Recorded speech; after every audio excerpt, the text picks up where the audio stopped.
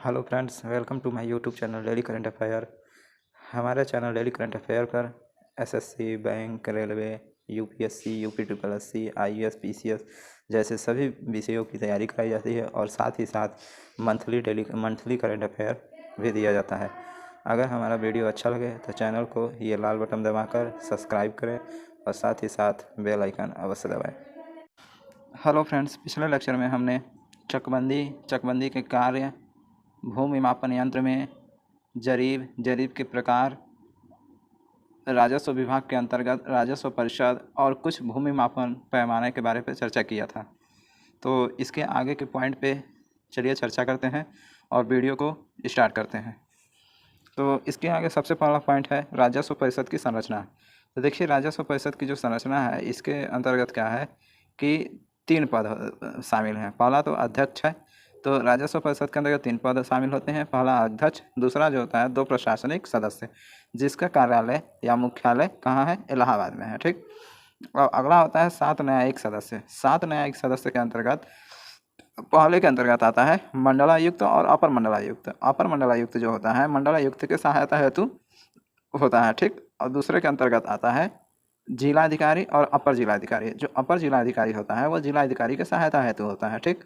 और नंबर 3 के अंतर्गत जो आता है तीसरे में होता है उप जिलाधिकारी, ठीक।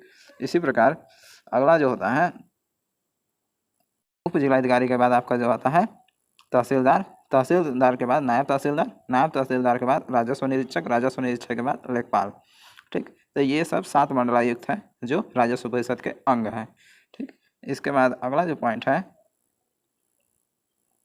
वह है यूपी राजस्व संहिता। देखिए,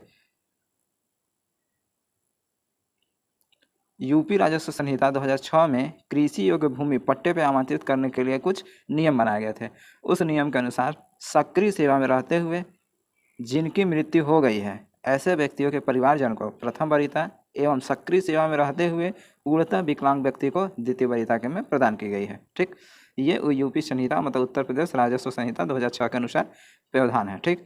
अगला जो है SC ST OBC वर्ग के सदस्यों तथा गरीबी रेखा के नीचे जीवन यापन करने वाले सामान्य श्रेणी के व्यक्तियों एवं ग्रामीण कारीगरों के परिवारों को जिनके पास पर्याप्त आवास उपलब्ध नहीं है उनको उत्तर प्रदेश राजस्व संहिता 2006 की धारा 64 के अंतर्गत आवास स्थल उपलब्ध कराने जाने का प्रावधान है, ठीक। इसका मतलब जैसे हम लोग देख रहे हैं कि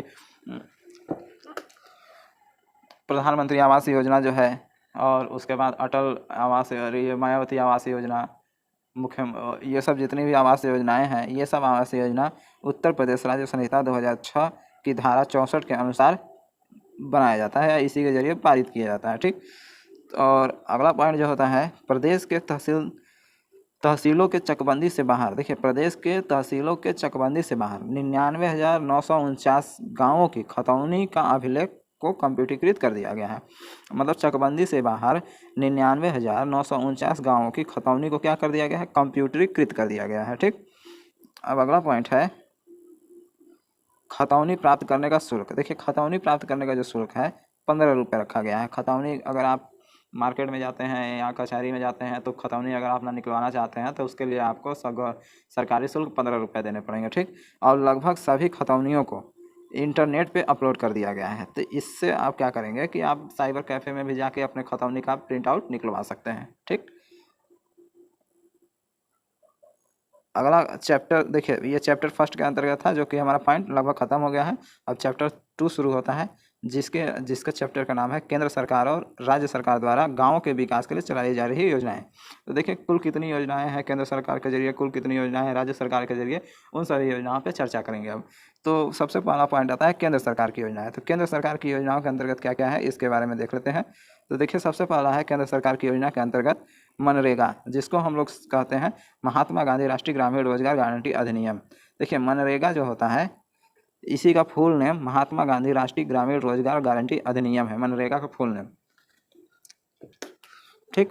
अब मनरेगा कब से यूपी में चालू हुआ, क्या है, कैसे है, क्या क्या इसके अंतर्गत है, ये सभी के बारे में चर्चा करते हैं। देखिए, उत्तर प्रदेश में मनरेगा का कार्यान्वयन 3 चरणों में किया जाता है। उत्तर प्रदेश में जो मनरेगा का कार्यान्वयन है वो 3 चरणों में होता है। सबसे पहले योजना का प्रारंभ प्रथम चरण के अंतर्गत 2 फरवरी 2006 से 22 जनपदों में किया गया था और दूसरे चरण का शुरुआत 15 मई 2007 से 17 अन्य जनपद में किया गया था, ठीक। और तीसरा चरण जो है 1 अप्रैल 2008 को सभी जनपदों में कर दिया गया था, ठीक। तो ये याद रखिएगा कि 3 चरण में होता है। और कब कब प्रथम चरण कब शुरू किया गया था? 2 फरवरी 2006 से कब कितने जनपदों में? 22 जनपदों में। और दूसरा चरण कब शुरू किया गया था? 15 मई 2007 से। और कितने अतिरिक्त जनपद उसमें जोड़े गए थे? 17 अतिरिक्त जनपद जोड़े गए थे। और तीसरा जो चरण था 1 अप्रैल 2008 को शुरू किया गया था, जो उत्तर प्रदेश के सभी जनपदों में किया गया था, ठीक। अगला पॉइंट है, एक वित्त वर्ष में कम से कम 100 दिनों की गारंटी युक्त मजदूरी रोजगार उपलब्ध कराना। देखिए, जो महात्मा गांधी राष्ट्रीय ग्रामीण रोजगार गारंटी अधिनियम मनरेगा जो है, मनरेगा का उद्देश्य है कि एक वित्त वर्ष में कम से कम 100 दिनों का गारंटी युक्त मजदूरी रोजगार उपलब्ध कराना। मतलब एक व्यक्ति के लिए जो मनरेगा के अंतर्गत आते हैं उनके लिए 100 दिन का वह रोजगार उपलब्ध कराते हैं मजदूरी का, ठीक। अगला पॉइंट है, इस योजना के अंतर्गत भारत सरकार द्वारा अकुशल मजदूरों पर 100% अंश देते हैं और सामग्री पर भारत सरकार का 75% और राज्य सरकार का 25%। देखिए, जो मजदूर होते हैं, मजदूर की जो मजदूरी दी जाती है वो केंद्र सरकार के जरिए दिया जाता है, उसमें राज्य सरकार का कोई भी अंश नहीं होता है।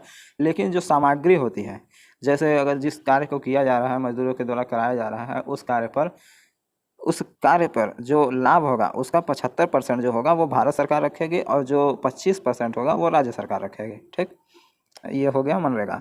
अब अगला पॉइंट जो आता है राष्ट्रीय ग्रामीण आजीविका। देखिए, राष्ट्रीय ग्रामीण आजीविका क्या होता है?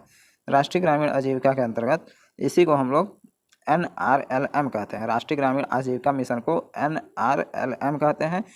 ग्रामीण क्षेत्रों में निर्धनता निवारण के लिए केंद्र सरकार ने 3 जून 2011 को मिशन की शुरुआत की थी। मतलब ग्रामीण क्षेत्रों में निर्धनता निवारण, मतलब जो गरीब परिवार से हैं वो गरीबी को हटाने के लिए केंद्र सरकार ने राष्ट्रीय ग्रामीण आजीविका मिशन 3 जून 2011 को शुरुआत किया था, ठीक। इसकी शुरुआत सबसे पहले राजस्थान के बांसवाड़ा जिले में किया गया था। जो इसकी शुरुआत थी सबसे पहले कहाँ किया गया था? राजस्थान के बांसवाड़ा जिले में, ठीक। 2024-25 तक ग्रामीण परिवारों को संगठित करना और उन्हें तब तक संपोषित करना और सहायता करना जब तक वो दैनिक गरीबी स्तर से ऊपर नहीं आ जाते। देखिए, जो राष्ट्रीय ग्रामीण आजीविका मिशन का उद्देश्य था कि 2024-25 तक ग्रामीण परिवारों को संगठित करना, मतलब संगठित करना, मतलब एक साथ इकट्ठा करना और उनको संपोषित करना। और कब तक संपोषित या सहायता करना? जब तक कि वह गरीबी रेखा से ऊपर ना आ जाए, ठीक। ये राष्ट्रीय ग्रामीण आजीविका मिशन का उद्देश्य था। अगला जो योजना है प्रधानमंत्री ग्राम सड़क योजना। देखिए, प्रधानमंत्री ग्राम सड़क योजना क्या होती है? प्रधानमंत्री ग्राम सड़क योजना की शुरुआत 25 दिसंबर 2012 से किया गया था। 2001 की जनगणना के आधार पर मैदानी क्षेत्रों में 500 से अधिक आबादी क्षेत्रों व नक्सल प्रभावित क्षेत्रों में 250 से अधिक आबादी क्षेत्रों के गांवों को पक्की सड़क से जोड़ना। देखिए, जो क्या कहते हैं कि प्रधानमंत्री ग्राम सड़क योजना का उद्देश्य था कि 2001 की जनगणना के आधार पर जितने भी मैदानी क्षेत्र हैं उस मैदानी क्षेत्रों में से जहां तक 500 या इससे अधिक आबादी वाले क्षेत्र को और नक्सल प्रभावित क्षेत्रों में जिसकी आबादी है 250 तक है, उन सभी गाँवों को एक पक्की सड़क से जोड़ने का प्रयास किया गया था, ठीक। इसमें जो होता है कि इसके अंतर्गत केंद्र सरकार 60% भुगतान करता है तो राज्य सरकार 40% भुगतान करता है। मतलब जो फंडिंग आती है वो केंद्र सरकार के जरिए 60% तो राज्य सरकार के जरिए 40%। अगला पॉइंट है प्रधानमंत्री आदर्श ग्राम योजना। देखिए, प्रधानमंत्री आदर्श ग्राम योजना की शुरुआत 2015-16 में किया गया था। यह 100% मतलब 100% केंद्र के द्वारा वित्त पोषी है। मतलब इसमें जितना भी फंडिंग किया जाता है वो केंद्र के जरिए किया जाता है, इसमें राज्य सरकार का कोई हस्तक्षेप नहीं होता है, ठीक। अगला पॉइंट है स्व जलधारा कार्यक्रम। स्व जलधारा कार्यक्रम जो है दिसंबर 2002 से प्रारंभ किया गया था। इसका जो उद्देश्य था गाँव वासियों को कुएं, बावड़ी बनाने व हैंडपंप लगाने की सुविधा प्रदान की गई थी। स्व जलधारा कार्यक्रम के अंतर्गत गाँव वासियों को कुएं, बावड़ी बनाने और हैंडपंप लगाने की सुविधा प्रदान की गई थी। और इसको बनाने या लगाने में जितना भी खर्च आता था उस खर्च का 10% जो होता था वो गाँव वालों को वहन करना पड़ता था। मतलब उसमें 10% जो होता था गाँव वाले उसको सहयोग करते थे, ठीक। अगला जो है जवाहर ग्राम समृद्धि योजना। देखिए जवाहर ग्राम समृद्धि योजना क्या होती है, अगला जो योजना है जवाहर ग्राम समृद्धि योजना। जवाहर ग्राम समृद्धि योजना के अंतर्गत देखिए पुनर्गठित एवं सुव्यवस्थित का व्यापक रूप है। किसका ये, जवाहर रोजगार योजना का, जो जवाहर रोजगार योजना था उसका पुनर्गठित और सुव्यवस्थित और व्यापक रूप जो है जवाहर ग्राम समृद्धि योजना है। ठीक, इसकी जो शुरुआत हुई थी 1 अप्रैल 1999 को हुआ था। इसकी जो शुरुआत 1 अप्रैल 1999 को हुआ था और सितंबर 2001 से संपूर्ण ग्रामीण रोजगार योजना में मिलाया गया था। ठीक, सितंबर 2001 को इसे संपूर्ण ग्रामीण रोजगार योजना में मिला दिया गया था और इसका उद्देश्य था ग्रामीण क्षेत्रों में बेरोजगार एवं अल्प बेरोजगार व्यक्तियों के लिए लाभकारी रोजगार का अवसर का सृजन करना। देखिए जो इसका उद्देश्य था, इसका उद्देश्य यह था कि जो ग्रामीण क्षेत्रों में जो बेरोजगार हैं या अल्प बेरोजगार हैं उसके लिए लाभकारी रोजगार अवसर का सृजन करना, मतलब उसे उजागर करना कि हाँ यहाँ पे इतना रोजगार है या ऐसा है, ऐसा कुछ करना। ठीक, तो इसी का योजना का यही उद्देश्य था। ठीक, अगला जो पॉइंट है प्रधानमंत्री कौशल विकास योजना। देखिए प्रधानमंत्री कौशल विकास योजना के बारे में बहुत लोग सुने होंगे कि क्या होता है प्रधानमंत्री कौशल विकास योजना। तो चलिए इसके बारे में थोड़ा सा जान लेते हैं कि देखिए प्रधानमंत्री कौशल विकास योजना जो होता है 21 मार्च 2015 को प्रारंभ किया गया था और यह इसके जरिए प्रधानमंत्री कौशल विकास योजना के जरिए 14 मिलियन युवाओं को कौशल या प्रशिक्षण प्रदान करना था। 1.4 मिलियन युवाओं को, मतलब 1.4 मिलियन युवाओं को इस योजना के जरिए कौशल प्रदान करना था या उसको क्या कह सकते हैं कि उसके ज्ञान के विस्तार करना था। ठीक, इस योजना के अंतर्गत 1120 करोड़ रुपए का खर्च किया गया था। तो देखिए प्रधानमंत्री कौशल विकास योजना के अंतर्गत कितने रुपए खर्च किए गए थे, 1120 करोड़ रुपए खर्च किए गए थे। इसके जरिए 1.4 मिलियन युवाओं को कौशल या प्रशिक्षण प्रदान करना था। ठीक, अगला जो है प्रधानमंत्री जन धन योजना। प्रधानमंत्री जन धन योजना के अंतर्गत देखिए क्या है कि प्रधानमंत्री जन धन योजना के अंतर्गत देखिए प्रधानमंत्री जन धन योजना 28 अगस्त 2014 को प्रधानमंत्री जन धन योजना की शुरुआत की गई थी। ठीक, ये जन धन का मतलब आपको लग ही रहा है कि ये धन से रिलेटेड है। तो इसके अंतर्गत जो था कि बैंकिंग सेवाओं की पहुंच से दूर, देखिए जो बैंकिंग सेवा के पहुंच से दूर थे उन 7.5 करोड़ परिवारों को बैंक खाते की सुविधा उपलब्ध कराना था।